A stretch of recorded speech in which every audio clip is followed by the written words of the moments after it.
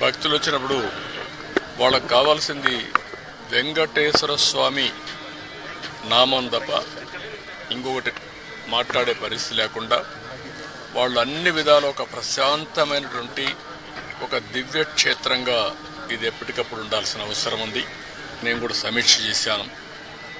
నా సమీక్షలో ఒకప్పుడు ఏవైతే పగడ్బందీగా చేయడానికి మొత్తం గ్రీన్ కవర్ అయితే ఇప్పుడు 72%కి వచ్చాం. డీప్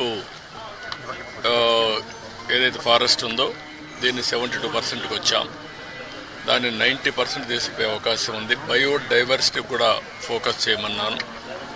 అదే సమయంలో ఇక్కడ వాటర్ కన్జర్వేషన్ కూడా లాజికల్గా తీసుకుపోవాల్సిన అవసరం ఉంది.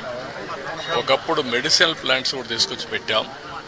ఇవన్నీ కూడా ఎందుకంటే ఒక పక్క బయోడైవర్సిటీ ఒకటి, రెండోది ప్రశాంతమైన వాతావరణాన్ని